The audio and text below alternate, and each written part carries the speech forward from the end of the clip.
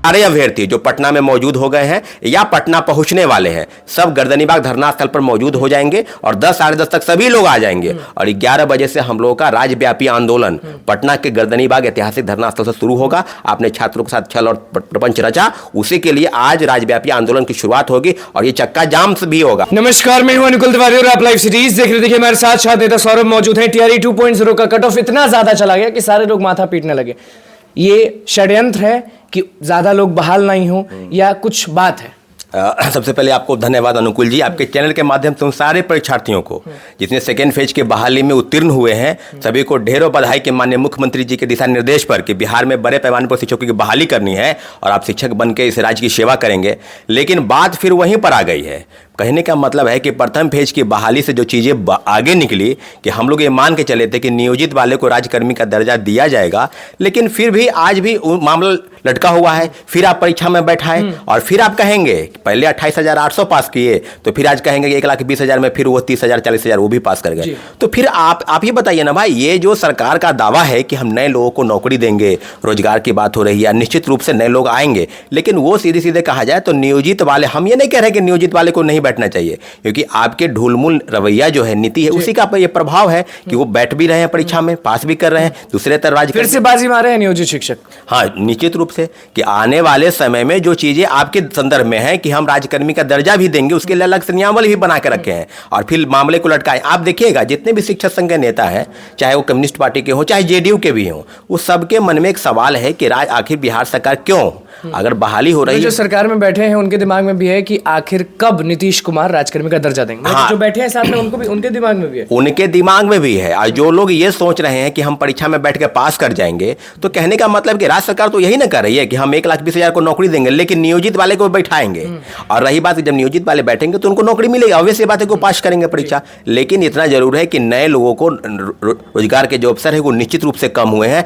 नए लोगों को नौकरी नहीं मिली है, ज्यादातर नियोजित वाले और जो डोमिसाइल नीति खत्म होने के बाद दूसरे प्रदेश के लोग, तो इसका भी पहले का आंकड़ा कहा जाए तो मात्र 14% दूसरे राज्य के लोग आए। तो आज भी वही मामला है। और सेकेंड फेज की बहाली में कई ऐसे मामले हैं कट ऑफ को लेकर जो हाय तबाह मचा है। निश्चित रूप से कट ऑफ आज ठंडा के दिन में कट ऑफ आसमान को छू गया, यानी पसीना गर्मी जो जिसको बोलते हैं ना, छुड़ा दिया पसीना। अरे भाई, पहले हम देखते कि 45-42 पर लोग पास कर जाते थे और आज हर एक कैटेगरी कट ऑफ जो है 75 के ऊपर चला गया। पेपर वैसा सेट किया गया होगा इसलिए? नहीं, कई मामले हैं पेपर सेट। देखिए, हम ये नहीं कह रहे कि कट ऑफ ऊपर जाना या नीचे जाना, सीधे सीधे कहा जाए तो रिजर्वेशन जो है, आरक्षण का लाभ कई मामलों में 50% आरक्षण महिलाओं को दिया गया, सिर्फ बिहार के महिलाओं को नहीं, ओपन कर दिया गया। इससे क्या है कि दूसरे प्रदेश के महिलाएं भी आई, उसका लाभ मिला। कट ऑफ हाई होने के दूसरे कारण ये भी है, जहां तक मैं समझता हूं, कि जो भाषा का पेपर था उसमें आपने 0 कर दिया।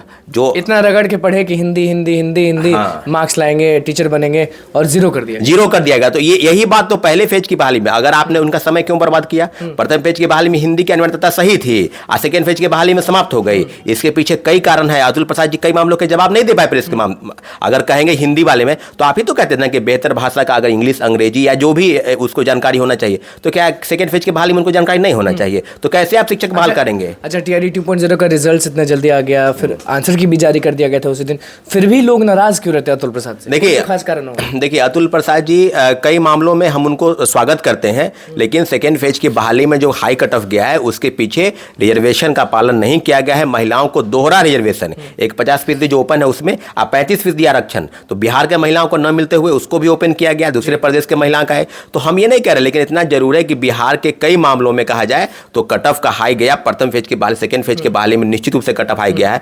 तो आप परीक्षार्थी कहेंगे ही, और परीक्षार्थी जाएंगे भी बीपीएससी ऑफिस, कई हजारों लोग गए हैं। ऐसा नहीं है कि वो आपसे डर रहे हैं और आप कह रहे हैं कि 144 है, आपने कहा था कि नहीं जा सकता। नहीं, हमने कहा था कि कोई जा नहीं सकता, इसका ये मतलब थोड़ी है कि कोई जाएगा ही। हम तो कहे थे कि जाएंगे ही, लेकिन आप धारा 44 कितना भी कोई रोक ले, जाएंगे लोग। हाँ, जाएंगे और जाते हैं। कई लोग बात करते हैं और जाते हैं, उनकी समस्या है तो कहाँ जाएगा? बीपीएससी से गलती अगर हुई है या शिक्षा विभाग से, तो लोग जाएगा कहाँ? लेकिन इतना जरूर है कि कट ऑफ को लेकर जो मामले हैं, उस मामले में निश्चित रूप से बीपीएससी को सोचना चाहिए। और कई ज्यादा का रिजल्ट अभी नहीं आया है, 11-12 का कई विषयों का रिजल्ट नहीं आया है, 1 to 5 का पीआरटी का रिजल्ट नहीं आया। तो इन मामलों में थोड़ा सा उनको दिखाना चाहिए कि नहीं, अगर आप निकाले हैं बहाली तो ज्यादा से ज्यादा लोगों को मौका मिलना चाहिए। आप कट ऑफ इतना हाई कर दिए, फिर सप्लीमेंट्री रिजल्ट की बात करेंगे तो फिर उस पर आप हाई तौबा मचाएंगे कि नहीं वो वेटिंग लिस्ट का प्रावधान है, तो ड्रॉप आउट हो गया तो सीटेट फेल वाले को हम पास कराएंगे। आज तो आंदोलन भी है। बिल्कुल, आपके चैनल के माध्यम से हम सारे अभ्यर्थी जो पटना में मौजूद हो गए हैं या पटना पहुंचने वाले हैं, सब गर्दनीबाग धरना स्थल पर मौजूद हो जाएंगे और 10 साढ़े 10 तक सभी लोग आ जाएंगे और 11 बजे से हम लोगों का राज्यव्यापी आंदोलन पटना के गर्दनीबाग ऐतिहासिक धरना स्थल से शुरू होगा। और निश्चित रूप से सप्लीमेंट्री रिजल्ट को लेकर जो वादा खिलाफी हुआ बीपीएससी चेयरमैन की तरफ से कि आपने कहा था कि ड्रॉप आउट को बाहर करेंगे, मल्टीपल रिजल्ट वाले को बाहर करेंगे, जो फर्जीवाड़े तरीके से नियुक्त हुए उनको बाहर करेंगे, तो डाटा अभी भी कहा जाए तो 93-94 हजार लोगों को ही नियुक्ति दी है, तो फिर अभी भी पद खाली है। अच्छा, ये इल्जाम जो आप लगा रहे हैं कि इस बार भी अगर नियोजित शिक्षक जो हैं वो बाजी मार रहे हैं तो फिर से घेलमेल होगा, कुछ होगा, झोल होगा रिजल्ट्स में? नहीं, देखिए ये सब सुनियोजित तरीके से क्या है, एक राजकर्मी का दर्जा नहीं देना है, उसको परीक्षा में बैठाना है, पास करेंगे तो नौकरी में है ही ना, उनको क्या हुआ, राजकर्मी का सीधे दर्जा मिलेगा, कोई विशेष लाभ तो मुझे नहीं लगता कि होगा, वेतन में थोड़ा सा बढ़ोतरी होगा, लेकिन नए लोगों के अवसर कम होंगे, वो नए लोग उन पर आने चाहिए। आपने वादा किया था 1,20,000 जो भी पद निकाले उसमें नए लोगों को नौकरी मिले, नियोजित वाले को भी बैठा रहे हैं, डोमिसाइल नीति समाप्त हो गई, अभी भी क्लियर मामला नहीं चल रहा है कि क्या होगा, लेकिन इतना जरूर है कि बहाली में जो प्रक्रिया अपनाई जा रही है बीपीएससी की तरफ से, उस बहाली में थोड़े से परिवर्तन आपको करने की जरूरत थी, लेकिन कट ऑफ इतना हाई चला गया, अब कट ऑफ को लेकर भी काफी हाई तबाह मचा हुआ है। पिछली बार का हंगामा आपको याद है कि नहीं, कि जब बात डीवी की आती है तो सारे लोग माथा पीटते हैं, सोचने लगते हैं कि क्या होगा, और पिछली बार डीवी अतुल प्रसाद कर रहे थे और इस बार डीवी है के पाठक। हाँ, तो ये इस बात के लिए भी लड़ाई झगड़ा दोनों अधिकारी में हुआ था। कभी के पाठक बोलते थे कि डीवी हम कराएंगे, अतुल प्रसाद जी बोलेंगे हम कराएंगे, लेकिन ठीक से हो पाएगा ना के पाठक जी से डीवी? क्योंकि पिछली बार बहुत हंगामे हुए थे। नहीं, मुझे लगता है कि अगर बीपीएससी अगर डॉक्यूमेंट का वेरिफिकेशन करती है अपने स्तर से तो बेहतर होता। के पाठक पे भरोसा नहीं? नहीं, बिल्कुल भरोसा नहीं है, वो तो कर लिए ना काम ना। सीटेट फेल वाले को आपने ज्वाइनिंग कराया, एसटीईटी का डिग्री ने उनके पास ज्वाइनिंग कराया, बीसीए, एमसीए, एमटेक कई सर्टिफिकेट। पिछली बार तो अतुल प्रसाद ने कराया था डीवी। नहीं, डॉक्यूमेंट का वेरिफिकेशन उन्होंने नहीं कराया था, सिर्फ डॉक्यूमेंट को अपलोड कराया था। जो वाटर मार्क है जिसका डॉक्यूमेंट का वेरिफिकेशन करना है वो जिला स्तर पर हुआ है, वो शिक्षा विभाग का काम था। इसी दोनों के झगड़े के बाद मुख्यमंत्री जी के हस्तक्षेप के बाद ये मामला हुआ कि शिक्षा विभाग का डॉक्यूमेंट का वेरिफिकेशन करेगी। डॉक्यूमेंट सिर्फ अपलोड कराया गया था। आप चाहते हैं अतुल प्रसाद ही सब चीज करें? नहीं, अतुल प्रसाद जी सब कुछ नहीं करे, लेकिन बीपीएससी कराती तो बेहतर होता। ये मेरा निर्णय नहीं है, ये तो राज्य सरकार फैसला करेगी, लेकिन इतना जरूर है कोई भी डॉक्यूमेंट का वेरिफिकेशन करे, चाहे शिक्षा विभाग चाहे बीपीएससी, सही तरीके से करे, ठोक बजा के करे। कि हम ऐसे ठोक बजा के मतलब कि शिक्षा सीटेट फेल वाले को आपने नियुक्ति दिया ना, एसटीईटी की डिग्री नहीं उसको नियुक्ति दिया, कंप्यूटर साइंस दिया, फिर कह रहे हैं, फिर इल्जाम लगा रहे हैं कि जो योग्य नहीं थे उन्हीं को नियुक्ति दे दिया। अरे हम क्या इल्जाम लगाएंगे? अभ्यर्थी खुद सामने आए थे प्रेस के, मुकेश जी झारखंड के हैं, वो आए थे, पूजा करिश्मा, कई अभ्यर्थी, सैकड़ों अभ्यर्थी सामने आए थे। तो प्रेस के माध्यम से जो चीज क्लियर है आपके मन में सवाल है, वो सवाल अभ्यर्थी नहीं करेंगे क्या? बीपीएससी का घेराव नहीं करेंगे? कोई रोक लेगा क्या? कोई नहीं रोकने वाला है।